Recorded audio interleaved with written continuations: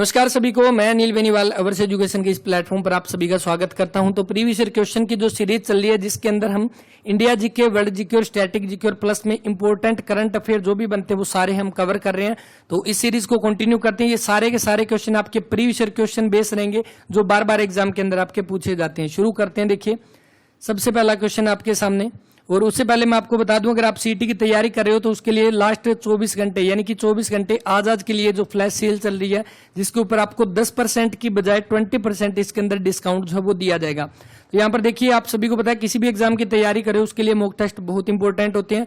Mock test देने से हमें अपने लेवल का पता चलता है कि हम कोई सब्जेक्ट वो कर रहे हैं। अगर एक सब्जेक्ट हम बार बार पढ़ते चलेंगे तो हमें ये नहीं पता लगेगा, पीछे की चीजें हम भूलते जाएंगे। तो मॉक टेस्ट देने से पहली बात, एक दिन के अंदर हम सारे सब्जेक्ट कवर हो जाएंगे, क्योंकि मॉक टेस्ट एक तरह का आपका पेपर के अकॉर्डिंग होता है। तो पहली बात, सारे सब्जेक्ट कवर होंगे। दूसरी बात, हमको किस सब्जेक्ट के अंदर हम वीक है वो चीज हमें पता लगेगी, तो हम उस सब्जेक्ट के अंदर अच्छे से फोकस जो है वो कर सकते हैं। तो इसीलिए किसी भी एग्जाम की तैयारी करें उसके लिए मॉक टेस्ट तो बहुत इंपॉर्टेंट होते हैं। और टेक्स्ट बुक के ऊपर आपको 550 प्लस एग्जाम के यहाँ पर मॉक टेस्ट दिए गए हैं और इसका लिंक आपको डिस्क्रिप्शन में दिया गया, वहां से आप डाउनलोड करें और OE10 कोड लगाओगे। पहले इसके ऊपर 10% का डिस्काउंट था, लेकिन आज के लिए इसके ऊपर 20% का डिस्काउंट जो वो मिलेगा और कल से दोबारा से इसके ऊपर 10% का डिस्काउंट जो है वो हो जाएगा। तो एक बार जरूर विजिट करें, लिंक डिस्क्रिप्शन में रहेगा, वहां पर आपको बहुत सारे डेमो टेस्ट भी दिए गए हैं।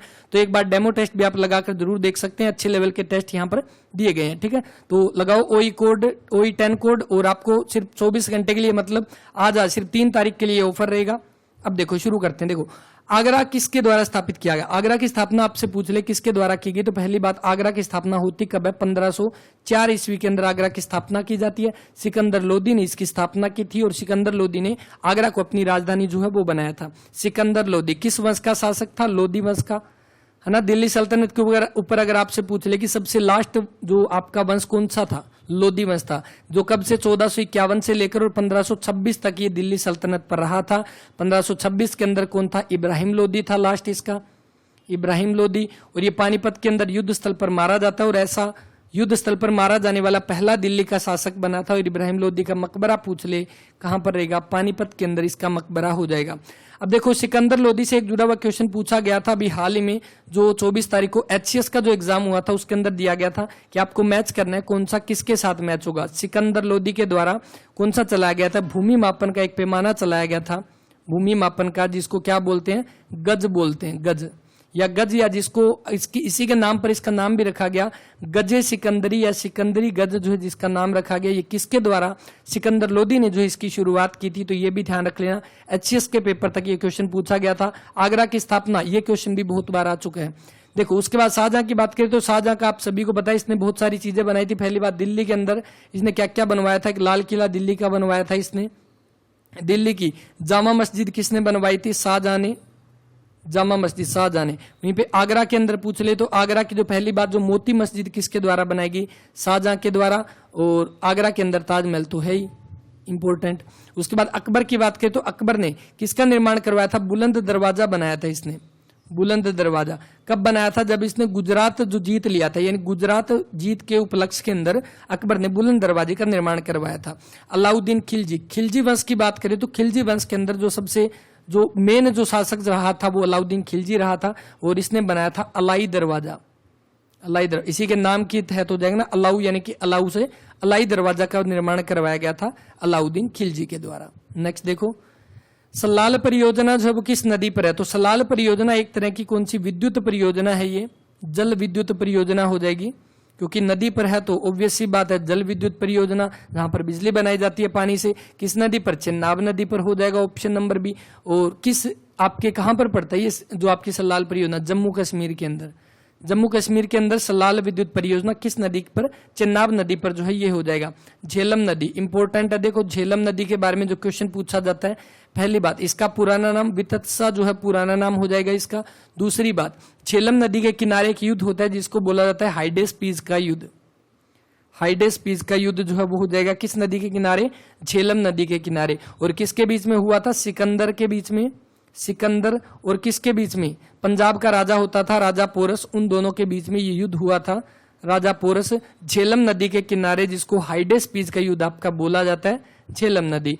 और इसका आपका हो गया option number A right answer Chenab. Ganga की बात की जाए तो सबसे लंबी नदी लगभग 25 किलोमीटर। और भारत की आपकी राष्ट्रीय नदी आपसे पूछ ले तो वो भी गंगा नदी। भारत का राष्ट्रीय जलीय जीव आपसे पूछ ले तो वो डॉल्फिन, गंगा डॉल्फिन जिसको बोलते हैं, गंगा डॉल्फिन भारत का राष्ट्रीय जलीय जीव हो जाएगा। नेक्स्ट देखो वंदे मातरम। वंदे मातरम जो है पहली बार किसमें प्रकाशित हुआ? देखो वंदे मातरम के बारे में पहली बात, वंदे मातरम जो है ये किसके द्वारा आपका गाया गया, किसके द्वारा लिखा गया? गाया तो और किसी के द्वारा गया था, सबसे पहले बंकिम चंद्र चटर्जी, बंकिम चंद्र चटर्जी या जिनको बंकिम चंद्र चट्टोपाध्याय जिनको बोलते हैं, तो वंदे मातरम इनके द्वारा लिखा गया था। कब लिखा गया? इनकी एक पुस्तक थी, इनका एक नोवेल था जो कि था आनंद मठ, और आनंद मठ के अंदर सबसे पहले प्रकाशन किया गया था। आनंद मठ ये नोवेल लिखा था 1882 के अंदर बंगाली भाषा के अंदर बंकिम चंद्र चटर्जी ने। एग्जाम के अंदर ये क्वेश्चन कई बार आ चुका है जिसके अंदर ये पूछा गया कि वंदे मातरम कहां से लिया गया? आनंद मठ से इसको लिया गया, बंकिम चंद्र चटर्जी या बंकिम चंद्र चट्टोपाध्याय के द्वारा इसको लिखा गया था। अब दूसरी बात, वंदे मातरम के बारे में एक चीज और देख लो। पहली बात, इसको कब गाया गया? तो 1896 के अंदर अधिवेशन हुआ था, जिसका जो था आपका कलकत्ता का अधिवेशन। और कौन सा? कांग्रेस का कलकत्ता का अधिवेशन 1896 के अंदर, इसके अंदर पहली बार गाया गया था। पहली बार गाया गया था किसको? वंदे मातरम को। जनगण मन तो 1911 में गाया गया था, और 1896 के अंदर देखो लिखा तो गया बंकिम चंद्र चटर्जी, लेकिन गाया किसने था? रविंद्रनाथ टैगोर ने पहली बार गाया था। रविंद्रनाथ टैगोर ने सबसे पहली बार वंदे मातरम जो गाया था। और वंदे मातरम को जो आपका राष्ट्रीय गीत के रूप में कब इसको अपनाया गया? 24 जनवरी 1950 को इसको अपनाया गया। किसके रूप में? राष्ट्रीय गीत के रूप में वंदे मातरम को। तो ये सारे क्वेश्चन इंपॉर्टेंट हो जाएंगे। अब रविंद्रनाथ टैगोर की जब बात हुई है तो इन्हीं की पुस्तक हो जाएगी गीतांजलि। और रविंद्रनाथ टैगोर को गीतांजलि के लिए 1913 के अंदर साहित्य का नोबेल प्राइज जो है वो मिला था, साहित्य का नोबेल प्राइज। और मतलब ये बोल सकते हो कि भारत का जो पहला व्यक्ति बना था वो रविंद्रनाथ टैगोर, या एशिया का पहला व्यक्ति, एशिया की बात करें तब भी पहला व्यक्ति रविंद्रनाथ टैगोर, जिन्होंने 1913 के अंदर उनको साहित्य का नोबेल प्राइज जो है वो मिला था। 7 मई को जो है वो रविंद्रनाथ टैगोर की जयंती मनाई जाती है, 7 मई को। इसके बाद नेक्स्ट देखो यहां पर दिया गया कि ड्रिप पद्धति का जन्म स्थान कहां पर माना जाता है? तो ड्रिप पद्धति का जो जन्म स्थान माना जाता है वो इजराइल से माना जाता है। बताया जाता है कि एक व्यक्ति जो था उसने देखा था कि जो खेतों के अंदर जो पाइप जा रही थी, वो पाइप अगर कहीं से लीकेज थी, जहां पर वो लीकेज थी, जहां पर पानी की बूंदें पड़ रही थी, वहां पर जो पौधे थे, जहां पर जो फसल थी उसकी ग्रोथ अच्छी थी जो बाकी फसल के अकॉर्डिंग। तो इसने ये सोचा कि अगर ड्रिप सिंचाई पद्धति को यूज किया जाए, यानी इसी ने विकसित किया था, इजराइल का व्यक्ति था, ऑप्शन नंबर बी बनेगा। अब ड्रिप सिंचाई पद्धति के फायदे क्या? पहली बात तो ड्रिप सिंचाई पद्धति से कि हर एक पौधे की जड़ों तक पानी पहुंचता है। दूसरी बात, इसमें पानी की बचत होती है, पानी की बचत। या हम कह सकते हैं जहां पर पानी कम हो, जैसे राजस्थान एरिया या रेतीली भाग जो होता है, या हरियाणा के अंदर हम कह सकते हैं महेंद्रगढ़ की तरफ जो रेतीला भाग जो जहां पर पानी की कमी है, वहां पर आपकी ड्रिप सिंचाई पद्धति, या जिसको हम क्या बोलते हैं, माइक्रो इरिगेशन हम बोलते हैं, माइक्रो इरिगेशन बोला जाता है ड्रिप सिंचाई पद्धति को। इजराइल का जन्म स्थान माना जाता है, ऑप्शन नंबर सेकंड रहेगा। सदाबहार क्रांति भारत में कृषि उत्पादन बढ़ाने के लिए प्रयोग में लाई गई। तो सदाबहार क्रांति पहली बात किससे जुड़ी हुई है? इसको क्या बोलते हैं? हरित क्रांति। और हरित क्रांति का जनक यानी फादर ऑफ ग्रीन रिवोल्यूशन किसको बोलते हैं? फादर ऑफ ग्रीन रिवोल्यूशन किसको? तो नॉर्मन बोरलॉग को फादर ऑफ ग्रीन रिवोल्यूशन बोलते हैं। लेकिन इसने पूछा भारत के अंदर, तो भारत के अंदर MS Swaminathan, option number B बनेगा। अब ये क्वेश्चन इतनी बार आ चुका है ना, और जितनी बार भी ये क्वेश्चन आया ना, ये उतनी बार एग्जाम के अंदर आ चुका है, इसीलिए इंपॉर्टेंट है। कृषि लागत एवं मूल्य आयोग की स्थापना कब की गई? पहली बात, कृषि लागत एवं मूल्य आयोग, इसका काम क्या? इसका काम है MSP निर्धारण करना, यानी कि MSP के समर्थन के लिए बनाया गया कृषि लागत एवं मूल्य आयोग। MSP मतलब मिनिमम सपोर्ट प्राइस, जो फसलों के लिए दिया जाता है। जब इसकी स्थापना की गई 1965 के अंदर, सबसे पहली बात 1965 में की गई, तब इसका नाम जो रखा गया था वो इसका नाम रखा गया था कृषि मूल्य आयोग। कृषि मूल्य आयोग जो इसका नाम रखा गया था। और बाद में कब की बात है? तो 1985 के अंदर इसका नाम जो बदल कर क्या कर दिया गया? कृषि लागत एवं मूल्य आयोग। पहले कृषि मूल्य आयोग, लेकिन बाद में कृषि लागत एवं मूल्य आयोग हो गया। अगर इंग्लिश में देखें इसका नाम हो जाएगा commission for agriculture cost and price. ठीक है, ऑप्शन नंबर ए 1965। सर्वाधिक रबड़ उत्पादक राष्ट्र कौन सा है? देखो सर्वाधिक रबड़ अगर देखा जाए दुनिया के अंदर कौन सा हो जाएगा? थाईलैंड के अंदर सबसे ज्यादा जो है वो रबड़ का उत्पादन किया जाता है, ऑप्शन नंबर बी बनेगा। थाईलैंड को और किसके लिए जाना जाता है? सफेद हाथियों का देश अगर आपसे पूछ ले, सफेद हाथियों का देश, सफेद हाथियों का देश किसको बोलते हैं? थाईलैंड को। बाकी थाईलैंड और भी बातों के लिए काफी फेमस है, लेकिन मेन एग्जाम के पॉइंट ऑफ व्यू से ये इंपॉर्टेंट है, सफेद हाथियों का देश थाईलैंड, और रबड़ के उत्पादन में थाईलैंड पहले पर है। इसके बाद अगर हम कह सकते हैं इंडोनेशिया दूसरे पर हो जाएगा। अगर भारत की बात की जाए ना, भारत के अंदर सबसे ज्यादा रबड़ का उत्पादन कहां पर? केरल के अंदर जो भारत के अंदर, केरल के अंदर सबसे ज्यादा रबड़ का उत्पादन जो है वो किया जाता है। केरल को और क्या बोलते हैं? मसालों का शहर भी बोला जाता है केरल को, है ना। और दूसरी बात, केरल के अंदर ही आपका रबड़ का जो केंद्र होता है वो कहां पर है? केरल के अंदर ही हो जाएगा, ठीक है। तो ये चीज इसके बारे में ध्यान रख लेना, केरल, उसके बाद दूसरे नंबर पे त्रिपुरा आ जाएगा भारत के अंदर, और ऑप्शन नंबर बी थाईलैंड इसका जो है वो राइट आंसर है।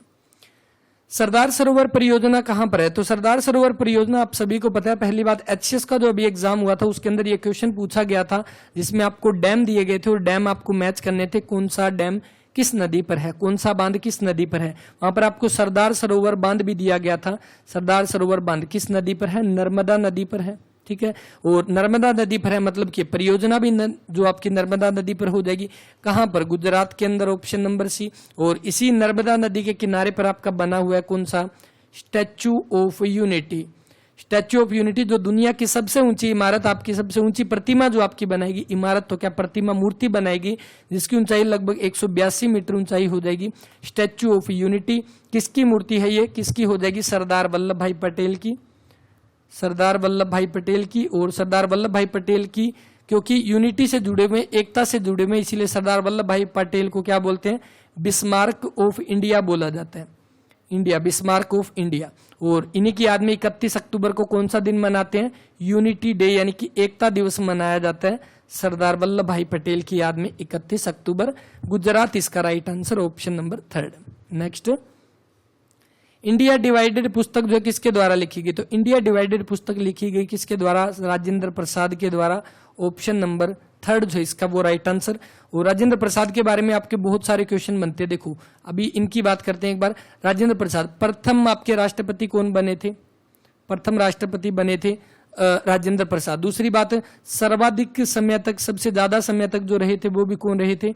राजेंद्र प्रसाद। सर्वाधिक बार मतलब कि 2 बार बने थे, वो कौन बने थे? राजेंद्र प्रसाद, ठीक है। संविधान सभा के स्थायी अध्यक्ष के रूप में किसको नियुक्त किया गया? राजेंद्र प्रसाद को, 11 दिसंबर 1946 को। और ये हो गया। इसके बाद आपसे पूछ ले प्रथम कृषि मंत्री, प्रथम कृषि मंत्री कौन रहे थे? वो रहे थे राजेंद्र प्रसाद। और अभी वर्तमान में कौन है? नरेंद्र तोमर। नरेंद्र तोमर अभी वर्तमान के अंदर भारत के अंदर कृषि मंत्री। और हरियाणा के अंदर आप सभी को पता है जेपी दलाल, जयप्रकाश दलाल, जो कि लोहारू से विधायक है, ये हरियाणा के अंदर आपके क्या हो जाएंगे? कृषि मंत्री। और भारत के प्रथम जो थे वो राजेंद्र प्रसाद हो जाएंगे। इनको, राजेंद्र प्रसाद को भारत रत्न से भी सम्मानित किया गया। कब की बात है? 1962 के अंदर इनको दिया गया। 1962 में सिर्फ एक ही व्यक्ति को मिला था, वो थे राजेंद्र प्रसाद। और एक इंपॉर्टेंट इनकी पुस्तक, जैसे इंडिया डिवाइडेड तो होगी, इनकी एक बायोग्राफी लिखी गई थी, कौन सी थी? आत्मकथा के नाम से। आपसे ये पूछ सकता है राजेंद्र प्रसाद जो है इनकी ऑटोबायोग्राफी जो है वो कौन सी थी? ऑटोबायोग्राफी इनकी थी आत्मकथा, 1946 के अंदर जो है वो आई थी। तो ये राजेंद्र प्रसाद से इतने सारे क्वेश्चन आपको ध्यान रखने हैं। दूसरी बात, राजेंद्र प्रसाद प्रथम कृषि मंत्री, सरदार पटेल क्या थे? प्रथम गृह मंत्री, ठीक है। और प्रथम क्या थे? प्रथम डिप्टी पीएम, यानी कि उप प्रधानमंत्री जो थे वो सरदार पटेल थे, प्रथम डिप्टी पीएम और प्रथम गृह मंत्री। दूसरी, मौलाना अबुल कलाम आजाद क्या थे? प्रथम शिक्षा मंत्री, ठीक है। अभी वर्तमान में कौन है शिक्षा मंत्री? धर्मेंद्र प्रधान होंगे ना अभी वर्तमान के अंदर। और मोहम्मद अली जिन्ना जो है ना, इनके बारे में कोई ज्यादा इंपॉर्टेंट नहीं है, बस ये ध्यान रख लेना। जैसे भारत के अंदर राष्ट्रपिता मानते हैं महात्मा गांधी को, उसी तरह से पाकिस्तान के अंदर जो माना जाता है इन्हीं को राष्ट्रपिता। नेक्स्ट जो दिया गया कि उत्तर प्रदेश की राजधानी कौन सी है? तो उत्तर प्रदेश की राजधानी आप सभी को पता है। पहली बात, उत्तर प्रदेश इंपॉर्टेंट हो जाएगा, क्यों? क्योंकि उत्तर प्रदेश जनसंख्या के अकॉर्डिंग पहले नंबर पर आपको पड़ता है, आपको पता है पहले नंबर पे। इसीलिए विधानसभा की जो सबसे ज्यादा सीटें कितनी है? 403 उत्तर प्रदेश के अंदर। विधान परिषद की कितनी है? पूरी 100 है। और लोकसभा की यहाँ पर कितनी है सबसे ज्यादा 80 सीटें, और राज्यसभा की कितनी 31 सीटें जो है वो उत्तर प्रदेश के अंदर हो जाएगी। और इसकी राजधानी कौन सी है? लखनऊ। ऑप्शन नंबर बी जो इसका वो राइट आंसर। अब अगर बैंक की बात की जाए तो आपको पता है बैंक के लगभग जो हेडक्वार्टर आपके मुंबई के अंदर है, लगभग हम पढ़ते हैं जो भी बैंक की बात आती है। लेकिन सिडबी जो बैंक है ना, सिडबी बैंक है एक तरह का, जिसकी फुल फॉर्म आपकी है small industries development bank of India. Small industries development bank of India, इसका हेडक्वार्टर जो है ना वो लखनऊ के अंदर है। ठीक है, सिडबी का मुख्यालय आपसे पूछ ले लखनऊ के अंदर है, और उत्तर प्रदेश की राजधानी भी लखनऊ हो जाएगी। कानपुर के अंदर आपका कौन सा? तो चीनी अनुसंधान केंद्र। चीनी अनुसंधान केंद्र कहां पर है? कानपुर के अंदर। आगरा के बारे में हमने अभी पढ़ा था, 1504 के अंदर स्थापना हुई। इलाहाबाद, इलाहाबाद का जो नाम बदला गया और इसका नाम रखा गया क्या? प्रयागराज, जो इसका नाम बदल कर रख दिया गया। नेक्स्ट देखो, गुलाबी क्रांति का संबंध किस क्षेत्र से है? तो गुलाबी क्रांति जो है ना वो हो जाएगी किससे? झींगा उत्पादन से। Option number D. गुलाबी मतलब कि जो पिंक रिवोल्यूशन है, ठीक है। और मछली का पूछ ले तो आपका ब्लू रिवोल्यूशन यानी कि नीली क्रांति आपसे पूछ लेगा, नीली क्रांति। वहीं पे आपसे ये पूछ लेगा कि ब्लैक रिवोल्यूशन किससे जुड़ा हुआ है? ब्लैक रिवोल्यूशन यानी कि काली क्रांति किससे जुड़ी हुई है? वो पेट्रोलियम से हो जाएगी। ठीक है, पेट्रोलियम से। आपसे ये पूछ ले ब्राउन यानी कि भूरी क्रांति किससे है? तो लेदर से यानी चमड़े से हो जाएगी। और कौन सी? ग्रे। चलो ग्रे आप सभी के लिए होगा, कमेंट करके बताना ग्रे रिवोल्यूशन किससे आपकी जुड़ी हुई है। तो इसका आपका बनेगा झींगा उत्पादन। ऑप्शन नंबर डी जो इसका वो राइट आंसर, गुलाबी क्रांति। नेक्स्ट, नारियल उत्पादक देशों में भारत का कौन सा स्थान है? अगर नारियल के उत्पादन में पूछ ले कि दुनिया में सबसे ज्यादा नारियल उत्पादन कहां पर? इंडोनेशिया के अंदर और फिलीपींस, और भारत का जो स्थान आ जाएगा वो तीसरे नंबर पे आ जाएगा। ऑप्शन नंबर बी जो इसका वो राइट आंसर, तीसरे नंबर पे नारियल उत्पादन के लिए। नेक्स्ट, मूल्य स्थिरीकरण कोष की स्थापना का अनुमोदन किस फसलों के लिए किया जाता है? तो मूल्य स्थिरीकरण कोष जो उसकी स्थापना पहली बार अप्रैल 2003 के अंदर की गई, और उसके साथ ही किसके लिए? चाय, कॉफी, रबड़ और तंबाकू के लिए हो जाएगा। ऑप्शन नंबर ए जो इसका वो राइट आंसर है। चाय का जन्म स्थान कहां पर है? तो चाय का जन्म स्थान कहां पर हो जाएगा? तो चीन के अंदर जो वो चाय का जन्म स्थान, च से चाय और च से चीन, चीन के अंदर चाय का जन्म स्थान। और यहां पर अगर हम देखें तो चीन जो है वो जनसंख्या के अकॉर्डिंग पहले पर है, और चाय के अंदर भी पहले पर है, यानी जनसंख्या में और चाय में पहले नंबर पर है। मतलब जितनी ज्यादा जनसंख्या उतनी ज्यादा चाय पियेंगे। उसी तरह से भारत दूसरे नंबर पर है, किसके अकॉर्डिंग? जनसंख्या के अकॉर्डिंग। और चाय के उत्पादन में भी कौन से नंबर पे? दूसरे नंबर पर हो जाएगा भारत। ठीक है, तो इस तरह से आप याद रख सकते हैं, पहले और दूसरे नंबर पे भारत दूसरे नंबर पर है चाय में, नारियल के उत्पादन में तीसरे नंबर पर हो जाएगा। चीन जो है वो पहले नंबर पे। भारत में चाय कहां पर होती है सबसे ज्यादा? असम के अंदर। ठीक, असम में चाय जो है वो हो जाएगी भारत के अंदर। नेक्स्ट, भारत का पहला कंप्यूटर कहां पर स्थापित किया गया? तो कहां पर किया गया? जो आपका भारत का पहला कंप्यूटर, एनालॉग कंप्यूटर जो था, एनालॉग कंप्यूटर जिसको स्थापित किया गया भारतीय सांख्यिकी संस्थान कोलकाता का। ऑप्शन नंबर डी जो इसका वो राइट आंसर रहेगा। नेक्स्ट, कितने प्रतिशत पृथ्वी की सतह को भारत अवतरित करता है? यानी पूरी पृथ्वी की बात की जाए तो उसका कितना प्रतिशत भाग भारत के पास है? भारत कितना एरिया कवर करता है? तो भारत का एरिया आप सभी को पता है 32,87,263 वर्ग किलोमीटर के साथ कुल भारत का, कुल पृथ्वी का जो है लगभग 2.42% जो है ये कवर करता है। यानी कि ऑप्शन नंबर थर्ड जो इसका वो राइट आंसर है 2.4%। ये तो बात होगी किसकी? एरिया की, कितना एरिया कवर करता है। लेकिन अगर जनसंख्या का पूछ ले कि भारत के पास कितनी जनसंख्या है पूरी दुनिया की, तो लगभग 17.5%। अब देख सकते हो एरिया 2.42% है, लेकिन जनसंख्या 17.5% अकेली भारत के अंदर आपके निवास करते हैं, इसीलिए तो दूसरे नंबर पे है। तो ये हो गया 17.5%, तो ये आप ध्यान रख सकते हैं।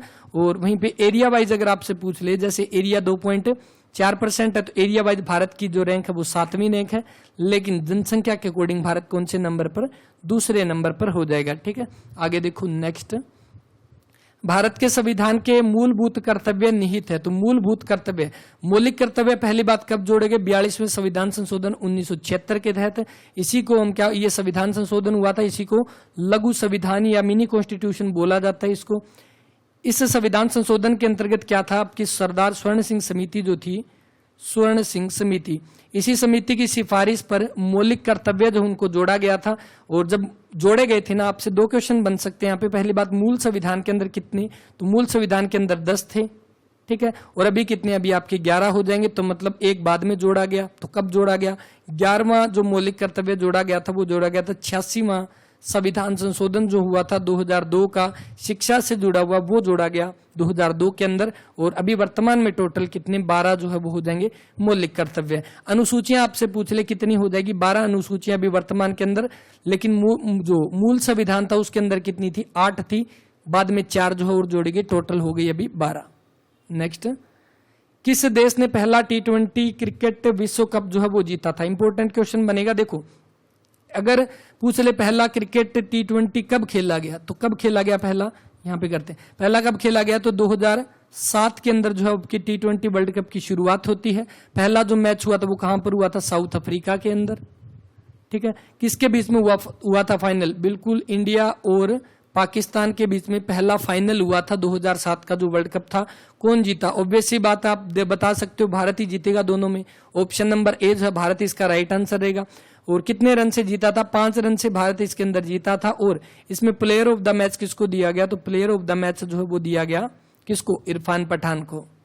ठीक है, इरफान पठान को दिया गया player of the match T20 का। भारत एक ही बार जीता है T20 वर्ल्ड कप, इसीलिए इंपॉर्टेंट हो जाएगा। अब दूसरी बात आपसे पूछ ले, अभी लेटेस्ट के अंदर जो हुआ वर्ल्ड कप कौन सा, 2021 का जो हुआ, जो 2021 का जो T20 वर्ल्ड कप हुआ, ये किसके बीच में हुआ, ऑस्ट्रेलिया और किसके बीच में, न्यूजीलैंड के बीच में हुआ। कौन जीता, ऑस्ट्रेलिया जीता, जो ऑप्शन नंबर बी दे रखा है। यानी 2021 के अंदर कौन जीता, ऑस्ट्रेलिया जीता। कहां पर मैच हुआ, UAE यूनाइटेड अरब अमीरात के अंदर हुआ। और 2022 का कहां पर, ऑस्ट्रेलिया के अंदर। ठीक है, तो ये ध्यान रख लेना, T20 भारत के द्वारा पहला 2007 के अंदर जो वो जीता गया था और एकमात्र ही जीता गया था। आयरन की सर्वाधिक मात्रा किसके अंदर पाई जाती है, तो आयरन की सर्वाधिक मात्रा लगभग 50% प्लस जो है वो पाई जाती है काजू के अंदर। और ऑप्शन नंबर ए, कैश्यू बोलते हैं शायद इसको इंग्लिश के अंदर, ऑप्शन नंबर ए रहेगा राइट आंसर। विद्वानों के अनुसार हरियाणा जो है किसका अपभ्रंश है, किसका अपभ्रंश हो जाएगा, अहिराणा, ऑप्शन नंबर 3 जो इसका वो राइट आंसर रहेगा।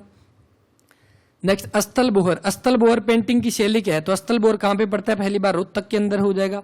और अस्थल बोहर मठ आपसे पूछा जाता है, अस्थल बोहर मठ कहां पे, ये भी रोहतक में। तो यहाँ पर जो पेंटिंग जो है ना वो किस शैली की बनी हुई है, तो ये राजपूत शैली की बनी हुई है, ऑप्शन नंबर बी जो इसका वो राइट आंसर रहेगा, राजपूत शैली की। वहीं पे एक क्वेश्चन और पूछा गया एग्जाम के अंदर, जिसके अंदर दिया गया था महाराजा तेज सिंह महल।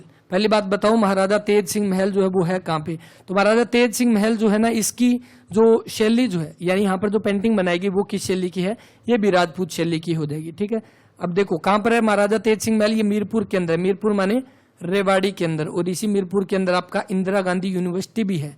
इंदिरा गांधी यूनिवर्सिटी कहां पे है, मीरपुर रेवाड़ी के अंदर। तो इसका बनेगा राजपूत, ऑप्शन नंबर बी बिल्कुल। नेक्स्ट, भारत और श्रीलंका किसके द्वारा अलग होती है, तो भारत और श्रीलंका के बारे में हमें पता है, हम पढ़ते हैं कई बार, पाक स्ट्रेट, पाक जल डमरू जिसको बोलते हैं, तो ये हो जाएगा PAL के।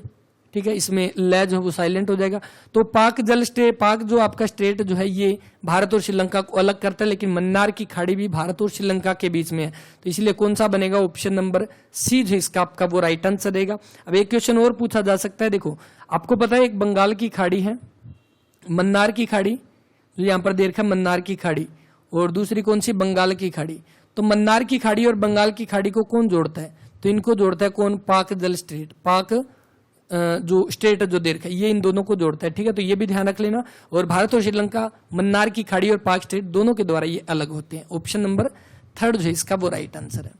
अंग्रेजों के द्वारा तीसरा मैसूर युद्ध किसके साथ लड़ा गया था, तीसरा मैसूर का मतलब जो 3 जो है वो आंग्ल सिख युद्ध, आंग्ल सिख युद्ध। आंग्ल मतलब कि आपका बनता है अंग्रेजों को, सॉरी आंग्ल सिख नहीं, आंग्ल जो कौन सा हो जाएगा, आंग्ल सिख नहीं, आंग्ल सिख तो अंग्रेजों के साथ वो था, सिखों के साथ था। और आंग्ल मैसूर, आंग्ल मैसूर हो गया ना, ये आंग्ल मैसूर। देखो आपके जो मैसूर युद्ध हुए थे इनके अंदर एक तो आपसे ये पूछा जा सकता है किसके टाइम में हुआ। पहली बात, जो दूसरा जो आंग्ल मैसूर युद्ध जो हुआ था ना वो हैदर अली के साथ हुआ था। हैदर अली की मृत्यु भी आपसे पूछ ले किस टाइम पर हुई थी, दूसरे आंग्ल मैसूर के युद्ध के टाइम। अगर याद होगा शायद ये HCS के पेपर में पता नहीं, UPS जो UPCS के पेपर के अंदर भी शायद ये क्वेश्चन आया था, उसके अंदर दिया गया था हैदर अली की मृत्यु जो दूसरा आंग्ल मैसूर युद्ध हुआ था उस समय पर हुई थी। और हैदर अली के टाइम में जो दूसरा हुआ था इसके अंदर एक संधि होती है, उस संधि को बोलते हैं मंगलोर की संधि।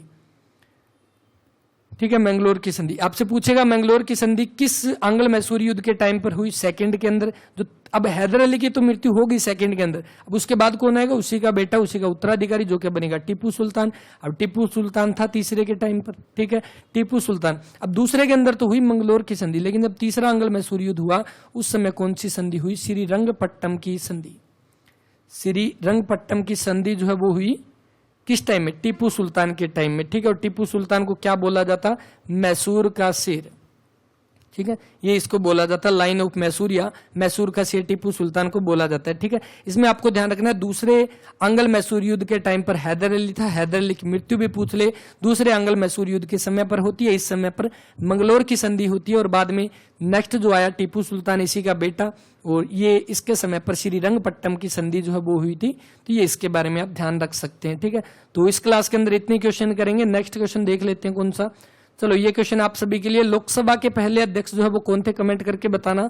लोकसभा के पहले, ठीक है, फर्स्ट, और अभी वर्तमान के अंदर भी बता देना, वर्तमान के अंदर लोकसभा के अध्यक्ष कौन है, वर्तमान में कौन सी लोकसभा चल रही है, ये तो हम बात कर लेंगे नेक्स्ट क्लास के अंदर। तो आज की क्लास के अंदर इतनी क्वेश्चन करेंगे। उम्मीद करता हूँ क्लास इन्फॉर्मेटिव लगी होगी और क्लास के बारे में अपना वैल्यूएबल रिस्पॉन्स जरूर दें। पीछे की जितनी भी क्लासेस हो चुकी है सारी की सारी आपको प्ले लिस्ट के अंदर दी गई है, प्ले लिस्ट में सारी की सारी सीक्वेंस के अंदर है। और दूसरी बात, कुछ एक क्वेश्चन यहाँ पर रिपीट के अंदर आ रहे हैं, तो ध्यान रखना यहाँ पर जितने भी क्वेश्चन जो, जैसे अगर मेरे को याद होगा हरित क्रांति का बहुत बार आ चुका है इसके अंदर, तो ये क्वेश्चन वो है ना जो एग्जाम के अंदर बार बार पूछे गए। यहाँ पर जितने भी क्वेश्चन है वो क्वेश्चन वो है जो डायरेक्ट एग्जाम में आए थे, मतलब अगर 10 बार कोई क्वेश्चन आ गया तो वो 10 बार एग्जाम के अंदर भी पूछा गया था। और बार बार क्वेश्चन करना अपना काम बनता है, क्योंकि कोई क्वेश्चन जितनी बार करेंगे वो हम भूलेंगे नहीं, ठीक है, इसीलिए हम कर रहे हैं बार बार क्वेश्चन को। और बाकी जितने भी एक्स्ट्रा क्वेश्चन है सारे एग्जाम के पॉइंट ऑफ व्यू से इंपॉर्टेंट है। कोई भी एग्जाम उठा लो, किसी भी एग्जाम के अंदर आप देखोगे यहाँ से क्वेश्चन बनेंगे। जैसे कि मैंने आपको बताया, ये क्वेश्चन एचएसएससी के ग्रुप डी से लेकर और आपके रेलवे से लेकर एसएससी से लेकर एचसीएस के पेपर तक के क्वेश्चन आए थे। मतलब क्वेश्चन जो बनते हैं ना वो यहीं से बनते हैं, इसके अलावा कहीं से नहीं बनते, इसीलिए क्वेश्चन हम कर रहे हैं। जो प्लेलिस्ट के अंदर आप जाकर देख सकते हैं, वहां से अपने नोट्स खुद बना लेना। पीडीएफ की डिमांड मत करना, पीडीएफ मिलेगी आपको, सिर्फ वो मिलेगी जिसके अंदर आपको सिर्फ एक क्वेश्चन आंसर दिए होंगे। जो एक्स्ट्रा फैक्ट जो है वो आपको खुद करने पड़ेंगे, वो आपको नहीं मिलेंगे, क्योंकि अगर आप करोगे जितना उतना अच्छे से आपको वो चीजें याद हो जाएगी।